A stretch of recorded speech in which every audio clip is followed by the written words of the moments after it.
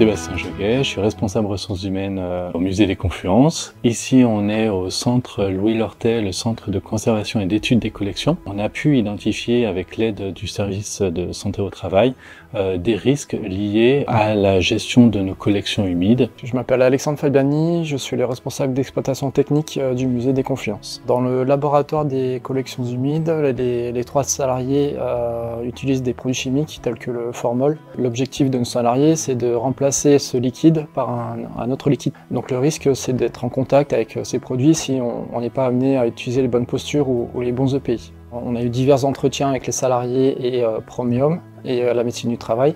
À l'issue de ces entretiens, on a défini des préconisations et un plan d'action qui a été mis en place en commun avec le Musée des Confluences. Il nous a semblé pertinent de travailler en collaboration et de bénéficier de leur expertise. On a aussi pu identifier des problématiques de gestion et de manipulation des collections humides et donc du coup des problématiques d'ergonomie. Les salariés sont amenés à transvaser des bidons plus ou moins lourds. Donc l'idée c'était d'acheter des chariots avec un réglage en hauteur à levée ergonomique pour faciliter la manipulation de ces bidons et éviter de se blesser en les manipulant.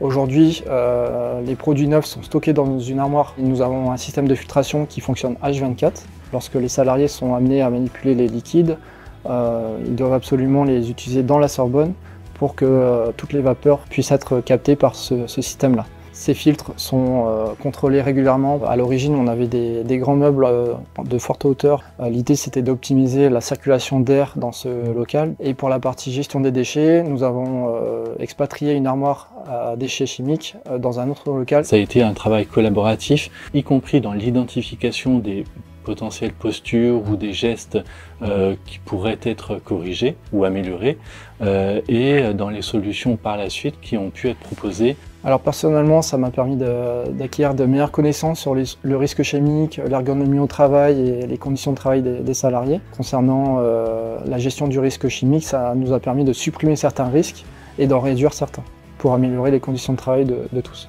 Ça montre notre souci permanent de la prévention des risques et des conditions de travail des salariés. Dans les solutions qu'on a proposées, ça a été à la fois de la suppression du risque et de l'amélioration des conditions de travail.